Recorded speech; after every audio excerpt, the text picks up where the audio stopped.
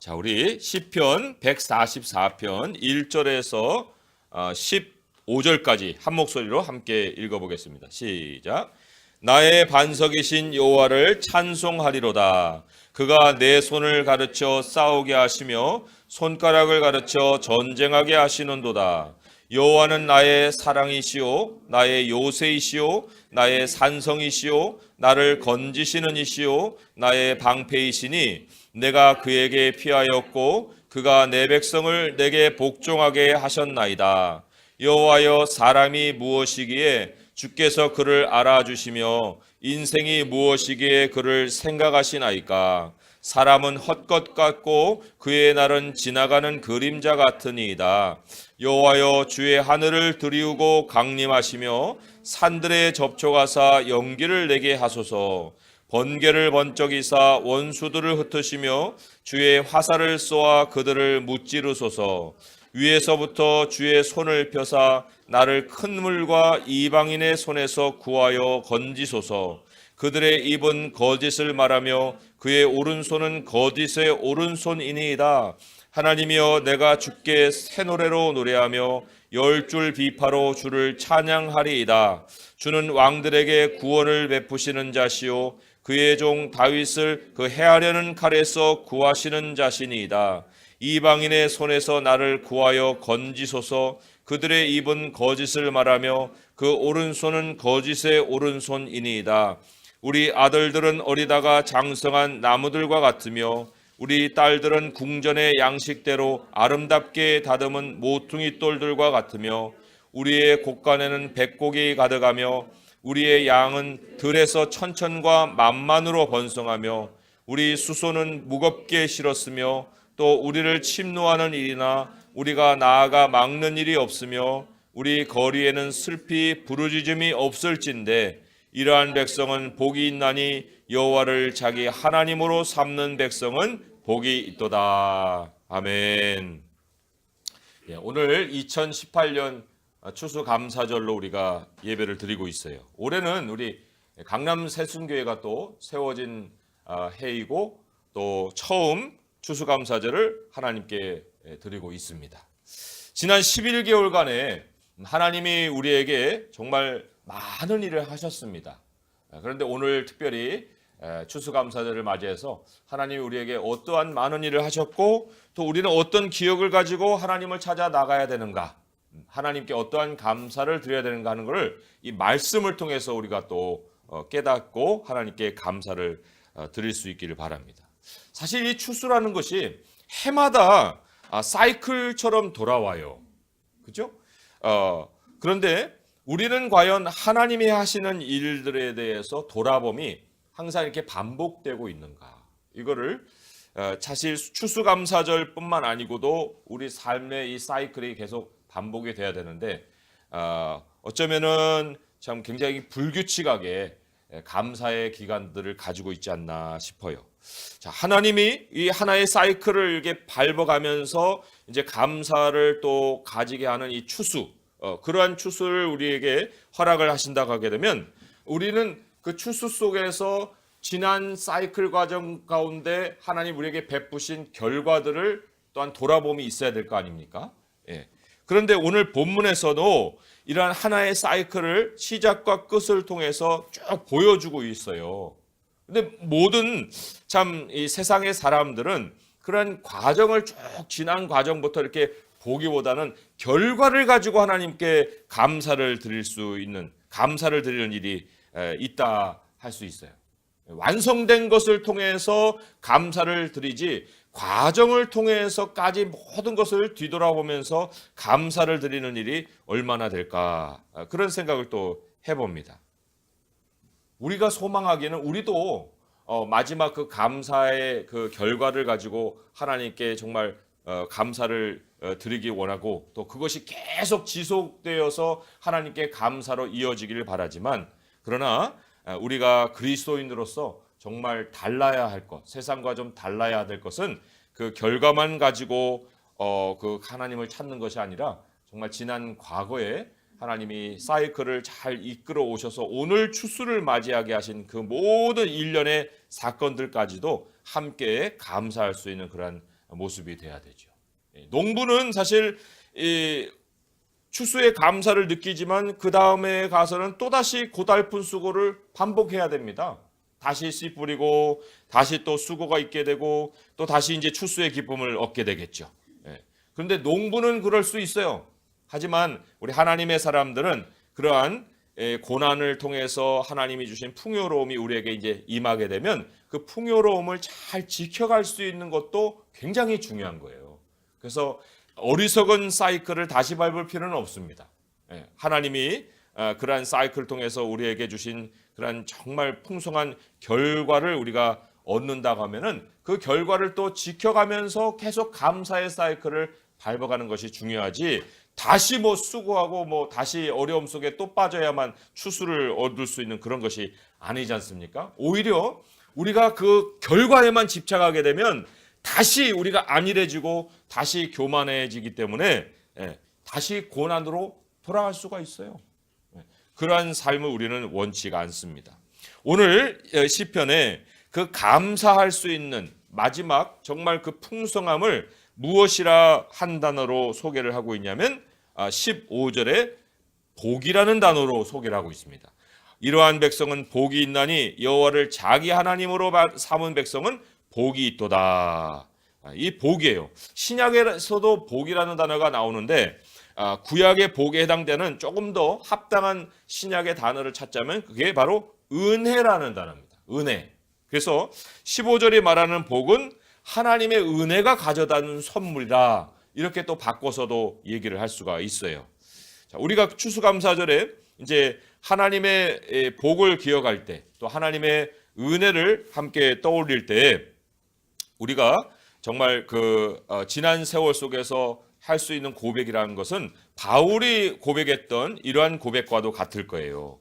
한번 잘 들어보세요. 고린도전서 15장 10절의 말씀인데, 그러나 내가 나된 것은 하나님의 은혜로 된 것이니 내게 주신 그의 은혜가 헛되지 아니하여 내가 모든 사도보다 더 많이 수고하였으나 내가 한 것이 아니요 오직 나와 함께 하신 하나님의 은혜로라. 이렇게 고백하고 있습니다. 자기의 현재가 하나님의 은혜다. 이렇게 고백을 하는 거예요. 그 자기의 현재를 생각할 때 사도 바울이 무엇부터 생각합니까? 내가 나된 것 하면서 과거에 자기가 정말 그 그리스도를 핍박했던 세월부터 쭉 돌아보면서 지금의 현재를 자기 하나님 앞에 내세우고 그것을 통해 하나님의 은혜를 고백하고 있지 않습니까? 그러니까 사람이 인생의 추수에서 하나님의 은혜를 떠올릴 때만이 거기에 바로 진정한 감사가 있다. 하나님과의 과거로 우리의 현재를 말하는 것이 바로 추수의 감사 제물을 하나님께 올려드리는 것이다. 추수의 내용만 만약에 주목하게 되면 12절에서 14절 그게 너무나도 달콤한 거예요. 우리 아들들은 어리다가 장성한 나무 같고 딸들은 궁정의 양식에 아름다운 모퉁이 돌 같고 곳간에는 백곡이 가득하고 천천만만으로 양들이 들에서 있고 수소는 물건을 무겁게 실었고 또 뭐 우리가 전쟁하러 나갈 일도 없고 침노할 일도 없고 와 좋다. 이것만이 참 우리의 감사의 제목이겠습니까? 어떤 사람들은 또 이렇게 되기를 또 기도를 하죠. 이렇게 되기만을 바라죠. 또 이렇게 안 됐으니까 또 감사할 것도 없다 하고 그냥 낙심하고 주저앉는 경우도 있을 거예요. 그러나 어떻게 12절에서 14절과 같은 결과를 얻게 되었느냐라는 것이 바로 11절까지의 메시지예요. 11절까지 진행된 과정 속에 그 원인이 있다는 거예요. 그 과정을 한마디로 시편에는 또 다른 데는 이렇게 얘기를 했죠. 울며 씨를 뿌리러 나가면 기쁨으로 단을 거둔다. 울며 씨를 뿌리러 나가는 일도 없었는데 기쁨으로 뭐 왕창 거둔 일이 있다? 그러면 이제 사람들 야 행운이다 뭐 이런 식으로도 생각하겠죠. 하나님께 대한 감사가 먼저 나오기보다는 그런 생각을 할 수도 있습니다. 그리고 또 어떤 사람은 내가 이렇게 고생을 해서 이렇게 얻었는데 당연히 얻은 결과지 하고 또 생각하기도 쉽겠지만 그러면 하나님께 감사가 없죠. 행운으로 생각하든 내가 고생해서 얻었다고 얘기하든 거기에는 하나님께 대한 감사가 없는데 우리가 반드시 알 것은요. 세상은 우리가 고생한 만큼 무언가를 얻을 수 있는 그런 곳이 아니에요. 그렇다고 뭐 요행으로 무언가가 얻어지는 그런 것도 아닙니다.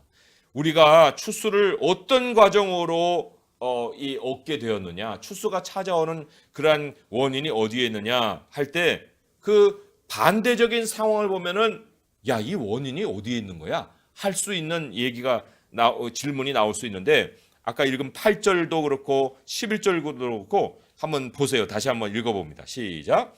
그들의 입은 거짓을 말하며 그의 오른손은 거짓의 오른손이니이다. 11절입니다. 이방인의 손에서 나를 구하여 건지소서. 그들의 입은 거짓을 말하며 그 오른손은 거짓의 오른손이니이다. 입과 오른손, 말과 행하는 행동 모든 거예요. 그 모든 것이 거짓이라는 모든 한 단어 속에 이제 다 섞여 있는 것인데 이게 바로 세상의 특성이에요.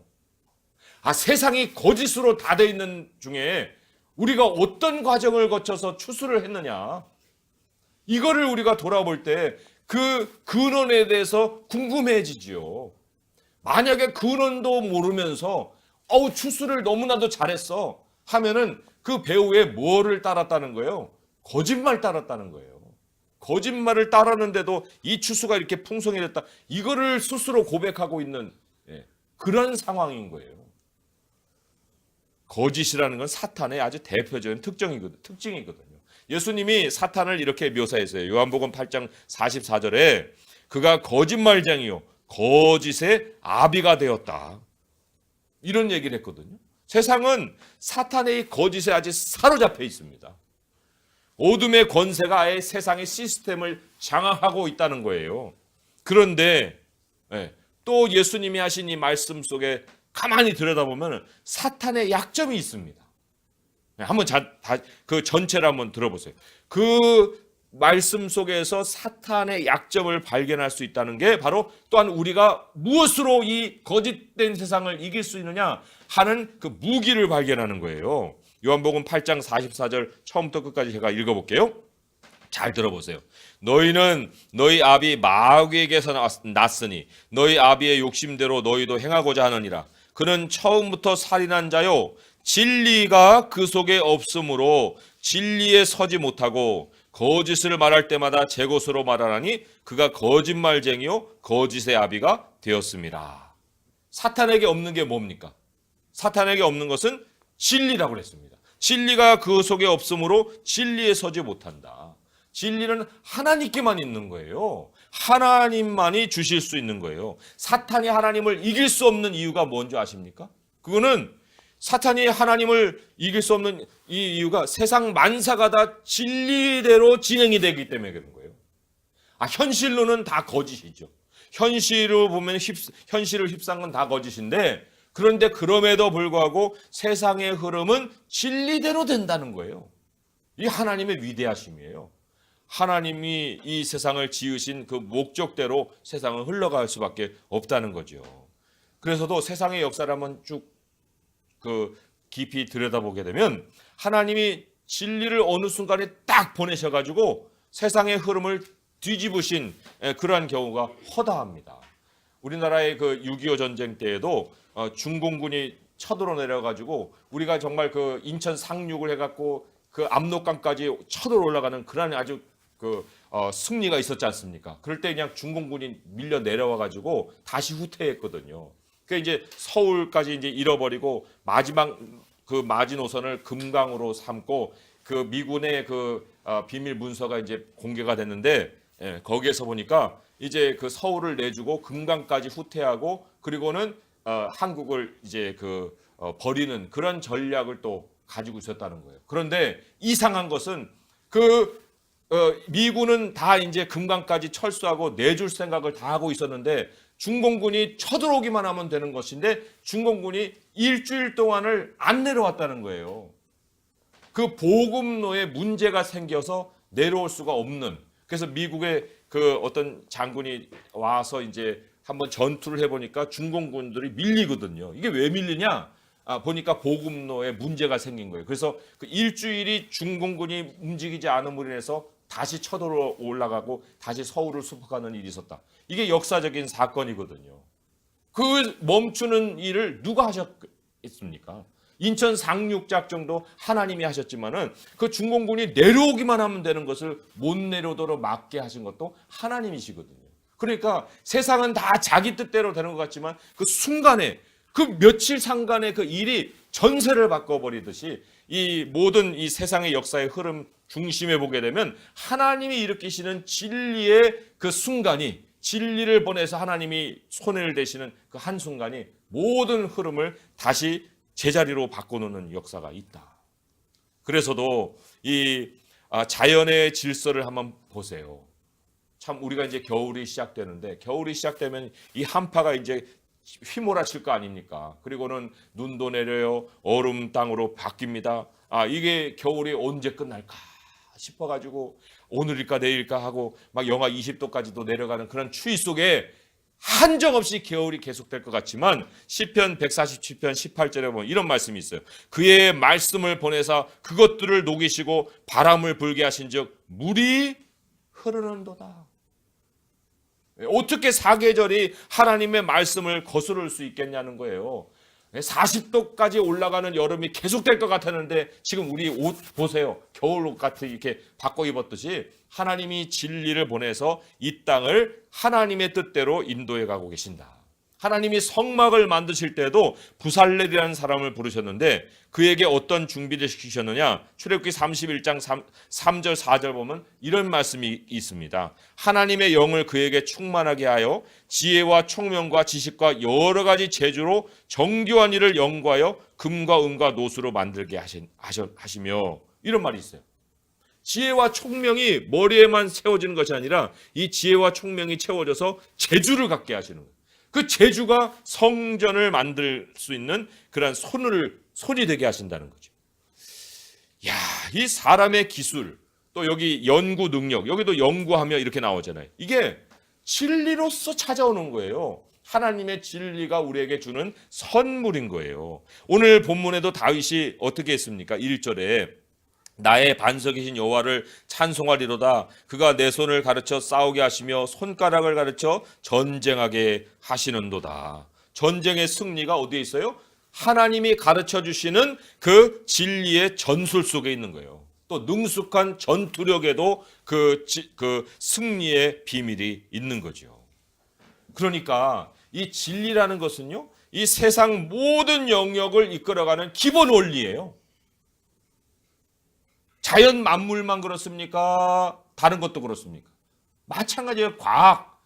하나님 없다 하는 많은 과학자들이 있는 그 과학의 영역의 과학의 진리도 다 하나님의 진리로 인해서 일어나는 일이에요. 연구, 기술, 군대, 음악, 미술, 운동, 이 모든 분야에 하나님의 진리가 기본 원리가 되어서 끌어가는 것이다. 그러니까 누가 이 분야마다 승리자가 될 거냐? 하나님에게서 진리를 배우고 거짓의 세상임에도 불구하고 거기에 진리를 적용한 그 사람들이 세상의 승리자가 되는 거예요. 우리 여기 공부하는 우리 학생들, 이 공부의 진리가 어디서 오는가? 교과서에서만 오는 것이 아니라 하나님이 주신 통찰력 속에서 오는 거예요. 1 더하기 1과 1 빼기 1과 1 곱하기 1과 1 나누기 2를 뭐 전문가처럼 막 해봐야 그걸 어디다 응용할 거냐, 이게 어떻게 정말 쓰여야 될 거냐 하는 통찰력을 하나님이 함께 주지 않으면 그냥 수학 공식 계산기보다 못한 사람이 되는 거예요. 계산기가 뭐 계산 잘한다고 그게 뭐 하겠어요? 아무것도 할 것이 없지 않습니까? 그래서 하나님이 믿지 않는 사람들에게도 순간에 진리를 적용시켜서 그들이 이 거짓을 쫓아가더라도 하나님이 모든 걸 진리대로 행하는 그러한 판에 우리 하나님의 백성이 하나님의 진리를 구하면 얼마나 하나님이 그 진리를 우리에게 주시겠습니까? 그래서도 우리 하나님이 내게 주신 이 소명의 자리, 이 소명의 자리에서 가장 필요한 하나님의 지혜와 총명을 우리가 매번 구하고 하나님의 뜻을 구하고 살아야 돼요. 하나님이 그걸 넘치도록 주시는 분이신다는 거죠. 거짓된 세상에서 승리할 수 있는 유일한 무기는 하나님 한 분이에요. 하나님 한 분으로 능히 살고 능히 승리할 수가 있다. 하나님을 떠난 인생의 허약함과 나약함을 2절에서 4절에 이런 말씀으로 고백을 했습니다. 자, 2절에 4절까지 함께 한번 읽어볼게요. 시작. 여호와는 나의 사랑이시오 나의 요새이시오 나의 산성이시오 나를 건지시는 이시오 나의 방패이시니 내가 그에게 피하였고 그가 내 백성을 내게 복종하게 하셨나이다. 여호와여 사람이 무엇이기에 주께서 그를 알아주시며 인생이 무엇이기에 그를 생각하시나이까. 사람은 헛것 같고 그의 날은 지나가는 그림자 같으니이다. 예, 사람에게 하나님이 쏙 빠져 있으면 헛것이고 그림자 같다고 그랬어요. 어느 누구가 우리에게 굴복을 하겠습니까? 아무도 나의 권위에 대해서 인정하지 않고 나를 인정하는 그런 세상이 아니라는 거예요. 그런데 하나님이 함께 해주시는 그 삶으로 인해서 요새요 산성이요 또 방패가 되주심으로 인해서 자신의 인생이 견고하게 서고 그리고 누구도 건드릴 수 없는 인생으로 하나님이 만들어 주신다. 우리 7절에는 그 거짓된 세상 속에 또 하나의 위험 요소가 하나 나옵니다. 그게 큰 물이라고 나와요. 예. 위에서부터 주의 손을 펴서 나를 큰 물과 이방인의 손에서 구하여 건지소서 했는데, 이방인의 세상은 거짓이지만 큰 물이라는 것은 또한 사람도 어떻게 해볼 수 없는 이 자연적인 재앙을 얘기하는 건데, 이 자연적인 재앙이 뭐냐? 이게 바로 인생에 주기적으로 찾아오는 위기예요. 큰 물이라는 것이 세상을 어렵게 만드는 두 축의 하나가 바로 이 재앙. 하나는 거짓이요, 또 하나는 이 주기적으로 찾아오는 이 재앙인데, 하나님이 거기에서도 구원을 베풀어 주신다 말씀을 하십니다. 2019년, 어떤 사람은 2018년을 얘기했지만 2019년에 위기가 찾아올 것인가? 예, 사람들은 가능성을 가지고 굉장히 막 예측을 합니다. 그런데 그렇게 예측할 이유가 없어요. 거짓에 둘러싸인 사람들이 예측을 해봐야 거기에 무슨 진리가 있고 어떤 질실이 있겠습니까? 그런데 하나님의 말씀을 가만히 들여다보면은 이거는 가능성의 문제가 아니고 반드시 온다는 거예요. 반드시. 왜요? 하나님이 이 큰 물에 대해서 여러 차례 얘기하셨고 경고하셨고 준비하라 하셨고, 그리고 또 이 성경에는 그런 큰 물이 지나가는 패턴을 너무나도 많이 가르쳐 주기 때문에 인생에는 이 위기가 주기적으로 찾아오는데, 사람들도 계산해 보니까 한 10년 단위로 위기가 온다는 거예요. 그러니까 2019년에 위기가 올 것입니까? 오냐 안 오냐 가능성이 아니라 우리는 준비하고 있으면 되는 거예요. 반드시 그러한 것은 언제든지 찾아올 수 있기 때문에 우리에게 준비될 것은 가능성을 예측하는 것이 아니라 반드시 올 것을 대비하는 것이 필요하다는 거예요. 그런데 이러한 현장에서 하나님께서 우리에게 주셔야 될 것이 뭐냐? 바로 지혜라는 거죠. 지혜예요. 이 지혜가 없으면 우리가 이것을 감당해낼 수가 없어요. 그런데 현장에서도 하나님이 지혜를 주시지만 오랜 우리가 연구하고 기술을 습득하고 하는 것도 그 과정 속에서 주시는 지혜인 것처럼 하나님의 말씀을 우리가 습득하게 되면 현장에서만 우리가 얻는 지혜가 아니라 일상에서 얻는 지혜로 그러한 재앙과 재난과 위기를 또한 우리가 맞이할 수가 있다는 것입니다. 그 모든 지혜의 근원은 하나님이시고 그 하나님이 우리에게 주신 지혜의 보배가 바로 이 성경이라는 거죠. 그리고 이 진리가 삶에 안겨준 복이 바로 12절에서 14절이에요. 그 12절에서 14절도 우리가 조금 요약을 하자면, 첫째는 가정의 복이요, 둘째는 경제의 복이요, 셋째는 안보의 복이에요. 그렇지 않습니까? 첫 번째가 가정의 복이요, 둘째는 경제의 복이요, 셋째는 안보의 복이라는 거죠. 이 순서도 뒤집으면 안 됩니다. 이 순서가 세상에는 뒤집어져 있어요. 뭘로 뒤집어져 있습니까? 경제가 우선이고 다음에 가정이고 다음에는 나라에 대해서 안보를 생각하든지 말든지 그거는 사람들이 별로 그렇게 신경도 안 쓰는 거예요. 경제, 가정, 그리고 끝. 이게 세상이면 우리 하나님이 주시는 복은 가정, 경제, 그리고 안보예요. 이 세 가지가 우리 하나님이 진리를 통해 우리에게 더해 주시는 감사이고 또 복이다. 이것이 복이라는 것은 진리를 따르는 사람에게만 주시는 복이지요. 우리가 따로따로 해서는 안 됩니다. 자녀 따로, 경제 따로, 안전 따로 이거 아니에요. 이런 건 패키지로 찾아오는 거예요. 누구에게요? 진리를 먼저 우선에 두는 사람에게. 오늘 말씀을 맺습니다. 우리가 거두는 이 추수의 기쁨이에요.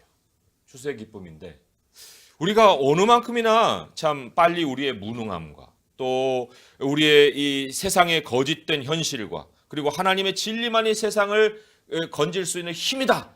이걸 얼만큼이나 빨리 깨닫느냐. 여기에 따라서 거두는 추수가 풍성해지고 기쁨이 있는 거예요.